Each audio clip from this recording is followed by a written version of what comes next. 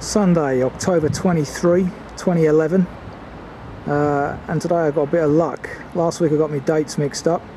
I thought that this weekend was the one when we turn the clocks back, so consequently I'm wrong, and I get an extra hour's walking today.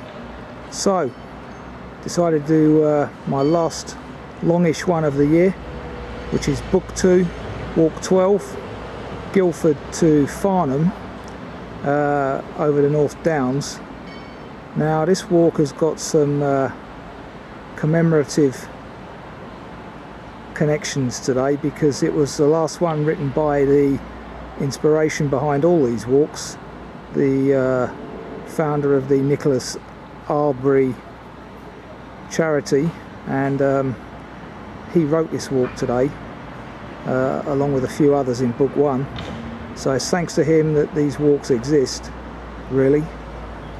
So when walking it, we'll be remembering him. Died in June 2001, I believe. So this is around 14 miles. It's a cracking day. Once again, been lucky with the weather the last 2-3 weekends. So not too challenging, which is just as well, because I'm carrying a bit of an injury today. Hope I don't break down halfway through. So let's press on. It should take about 6.5 hours, 6 hours. So let's see how we get on. Cheers. So a few minutes in, just walking in front of a pub called the White House, and we're next to the River Wey, I believe it is, here in Guildford. There's a plaque here commemorating Lewis Carroll's connection with Guildford. So here we are once again looking at familiar territory. We've walked this section in reverse previously, probably on the well, I can't remember which walk it was actually, so many done now, but this is the River Wey and Godalming navigation. Further seen just prior to the footbridge where we branch off.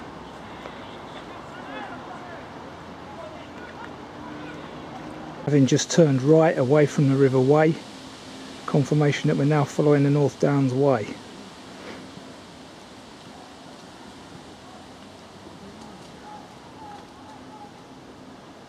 Crossing over the railway bridge here. Following the footpath alongside the College of Law, Guildford. Notice this week there's a lot more leaf fall on the ground, quite slippery underfoot actually. Although they're dry, it's quite a slippery surface. Anyway, absolutely delightful. Enhanced by the sunshine. Okay, just reached the T junction mentioned in the text, having passed the police accommodation, about 250 metres behind me. Rather pleasant view. It is actually ideal walking weather today. Nice breeze, quite gusty though. Temperatures about 18-19 degrees, so it's ideal. Lovely autumn day. Some lovely autumn colours appearing now. I will be doing a proper autumn colours walk hopefully in 2 weeks time over towards Henley, along the one remaining decent length walk that I have yet to do in Book 2.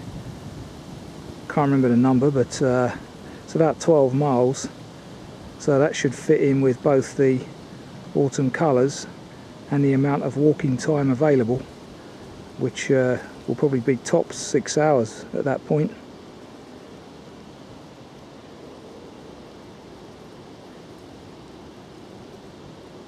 Just passing through Artington, and the stile mentioned in the text, like so many of them these days, is now a gate. These recently hoed or harrowed fields show how dry it is at the moment.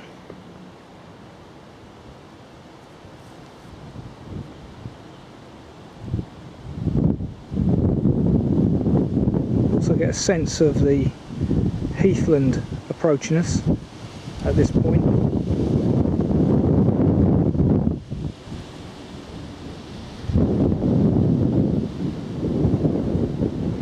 this walk will be dominated by heathland in the not too distant. Passing the first of a few lakes that I believe we'll be seeing today.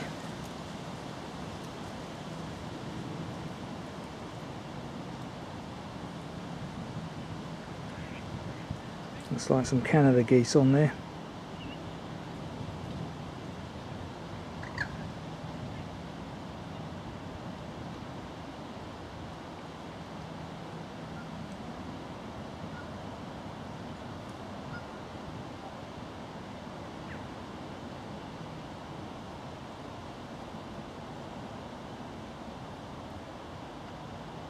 Some picnic tables and benches conveniently located next to this lake for those that want a very early cup of tea. Up ahead of us there is the manor house of Loseley, or Loseley, not sure how you pronounce it, Loseley Park. One for the Google searchers that are interested, Loseley.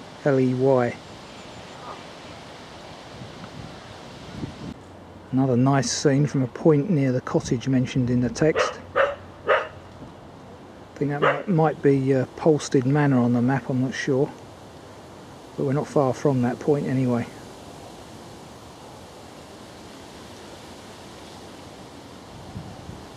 More fine views to the left just past the cottage.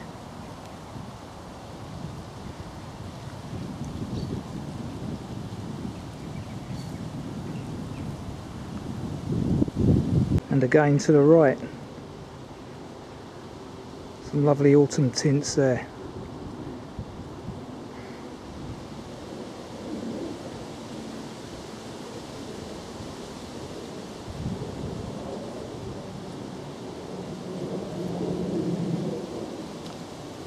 Then just past little Polstead Cottage back there, we now turn up here, left, off towards these, up these steps, headed west. The scenery on the outskirts of Compton, home to Watts Gallery.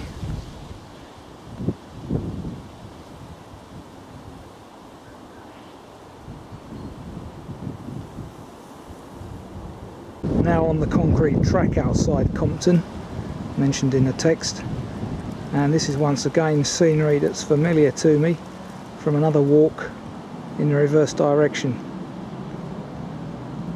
Okay, once again, as I have filmed this previously, we're outside the Watts Gallery. I'm not sure how I got here because the instructions just prior to point 5 around the corrugated barn seem to be a little bit different at the moment. Maybe the footpath's been diverted slightly since the text was written. But anyway, I am here, and I am next to a sign that says North Downs Way, so I shall follow that and see where we come out. Yeah, these signs here are very new, so I would suggest there's been some rerouting going on here.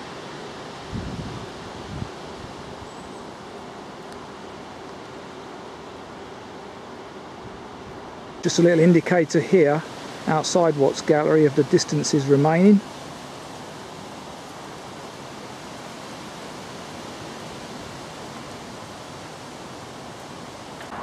Once again, here's the huge arch bridge mentioned in point 5 of the text, which was recorded on the Wanborough Walk, I believe it was.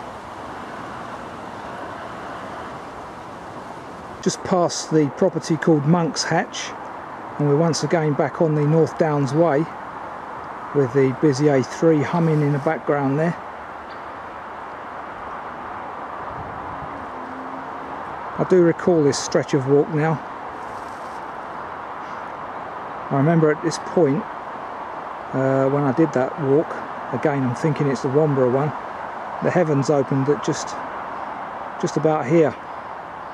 One of the few occasions when I've had a drenching. Interesting collection of fungi there. I'll have to check that out when I get back. Never seen anything like that before. Clearly it's on the remnants of an old tree stump.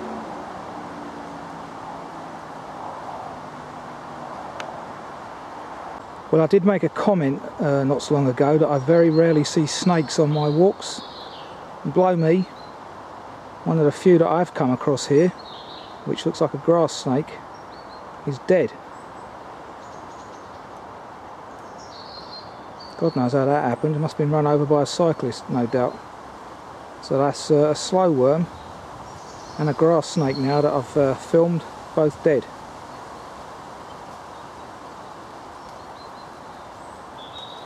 I'm assuming it's a grass snake because it hasn't got the markings of an adder and it is green. Although in Surrey, on these heathlands, you do get the very rare sand snake, but clearly it's not one of those. Well, another week, another death.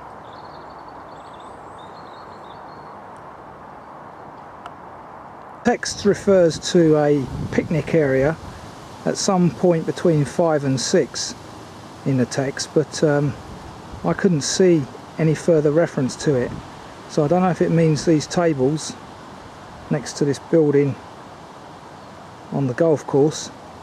We'll have to see as I approach Puttenham, but for those that are interested, there are some picnic tables here on the golf course just to the left of the North Downs Way,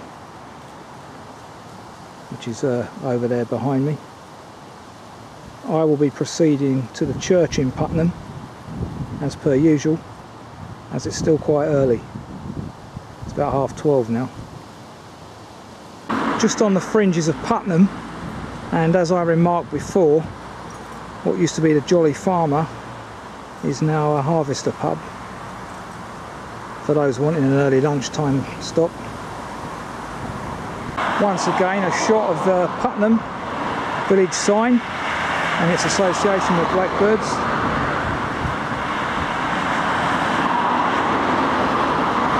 Here we are once again at Puttenham Church.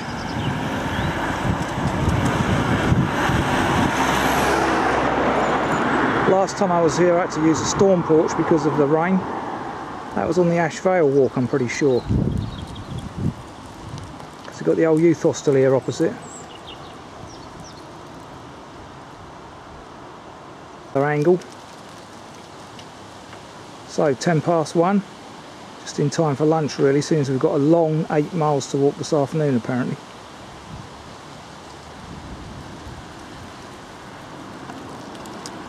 There's that village well again.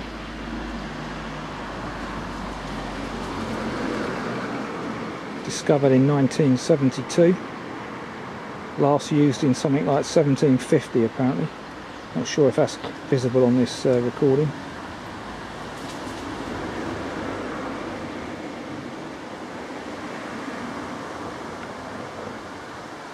Okay, so here's today's lunchtime spot, dedicated by somebody called ES.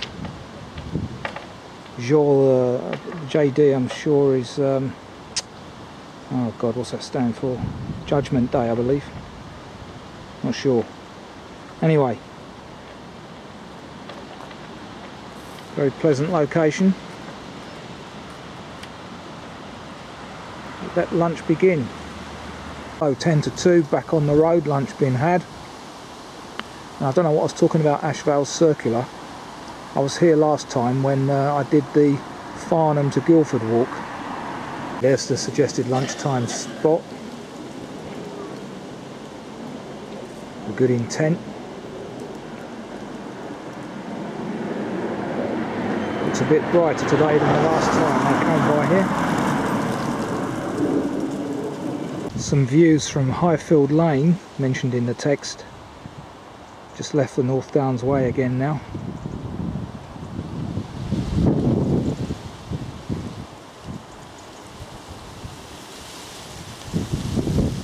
So with the wind picking up, we branch off left here through that gap there in the maze, I believe.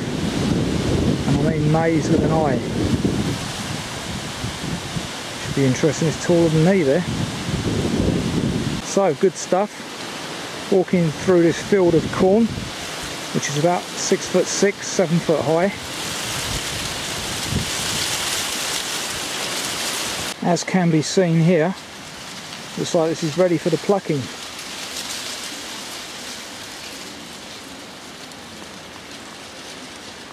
Amazing. Like a jungle in here. Now entering Woodland Trust property, and as you can see here at this kissing gate, this wood was given over by Sir Hugh Mackenzie after the '87 gale, when I was living in Bow on the 10th floor of a tower block. Remember it well. And the wood we've just come out of is known as the Lascombe Walk. Again, Woodland Trust property. Now on Puttenham Common, which is classic Surrey Heathlands.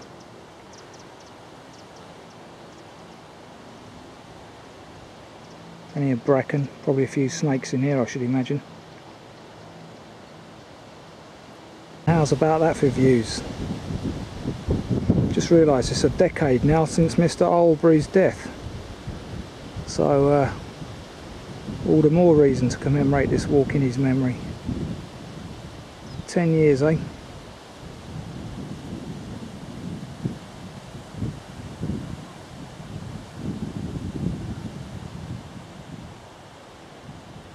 Some lovely autumn colours over there in the distance.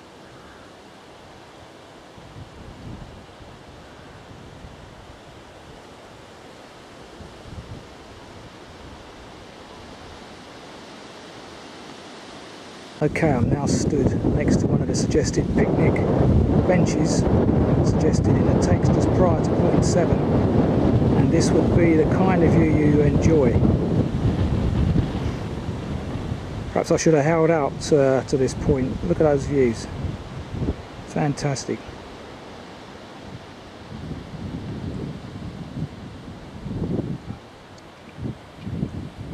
Some delightful colours in there.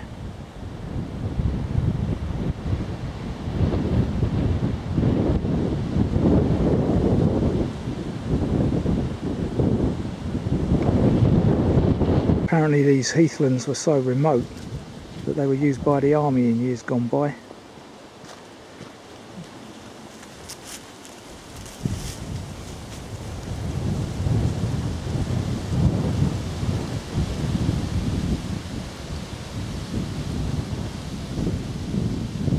Arrived at the T junction mentioned in the text, that way being right, and although you can't see the wire fence referred to, it is evident over there, which is our onward direction, 200 degrees downhill. Annoyingly, I've got no internet reception here, so I don't know how the Arsenal are doing against Stoke or United City. Fingers crossed for City and Arsenal. Delightful mixed woodland walking in here. Sandy underfoot. You can understand why the sand lizard and snake like the Surrey Heathlands. And I believe even the Dartford warbler is found up this way as well. Fantastic.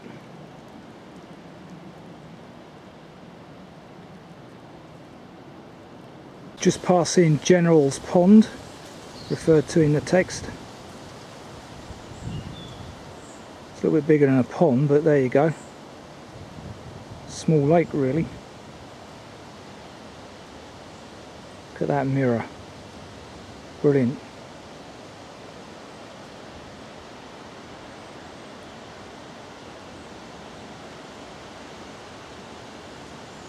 Obviously the various colour-coded footpath signs referred to in the text have long since changed. I'm stood by the oak tree referred to in the text on my right, and I'm about to take this footpath down this way. Okay, next to another large pond, Warren Pond, which is once again effectively a lake. That's about that, eh?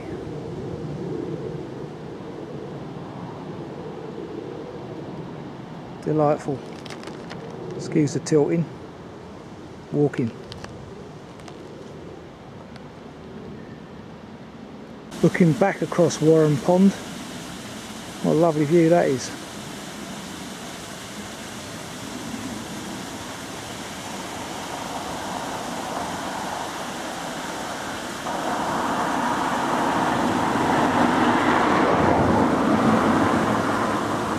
Just down here in front of me, I noticed some traditional protection against build-up of sludge and reeds, I suppose.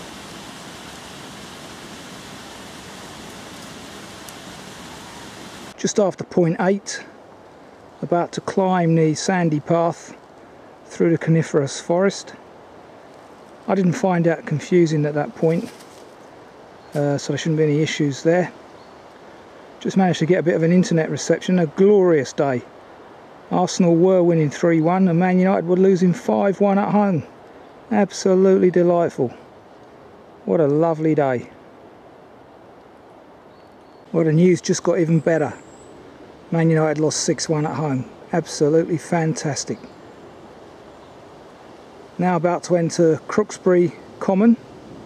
Forestry Commission run land, as you can see there.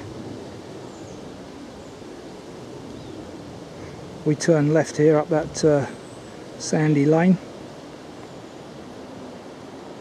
What a glorious day, both weather-wise and football-wise. Gervinho and Van Persie, the scorers for Arsenal. Delightful. Now in amongst the gorse and heather of Crooksbury Common. Fantastic. What a delightful autumn day. Here's the heather.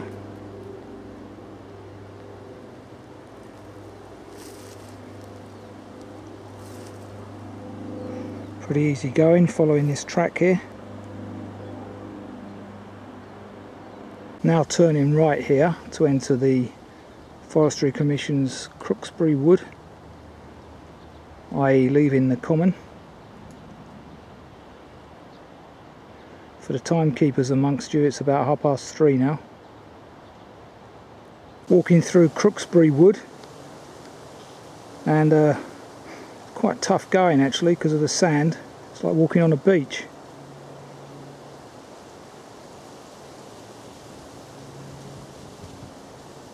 So, as mentioned in the text, we come across the first of the blue tip post markers, 577 being this one.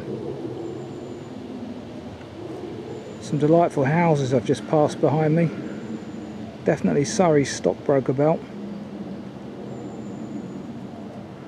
Right in the forest as well.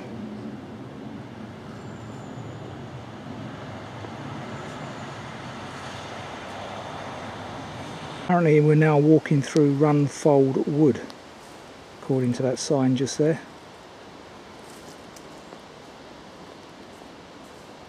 Information board here about Runfold Wood, which is a nature reserve.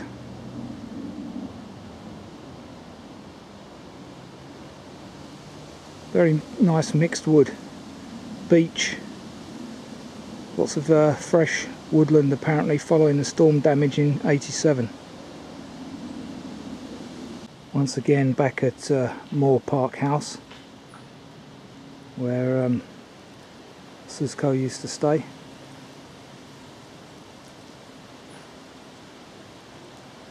And that's what it is now. An exclusive development of 2 and 3 bedroom apartments and houses.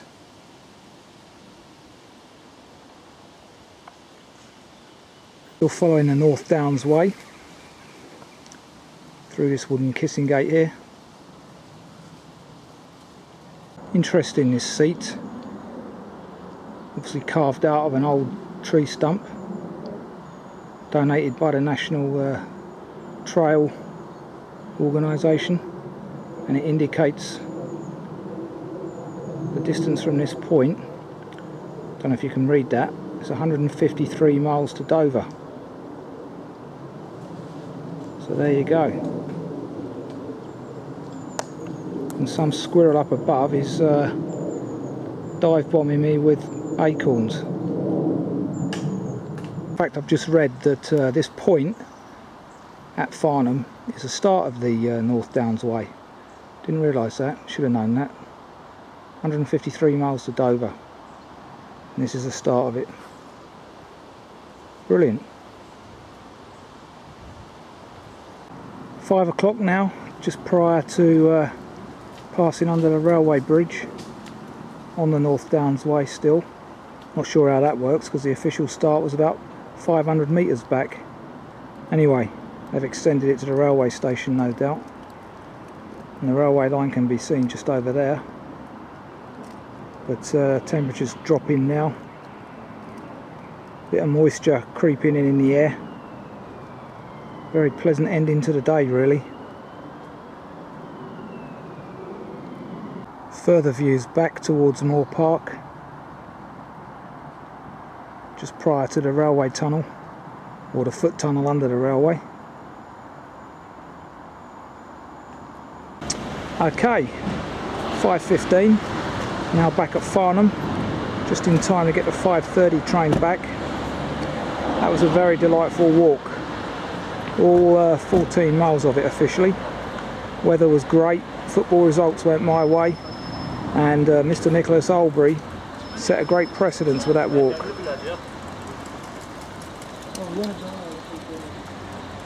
As I say, the standard of walking, if that's anything to go by, that walk, nice varied walk. All the walks I've done thus far have been pretty much of the same ilk. Delightful. So that's book 2, walk 12, completed.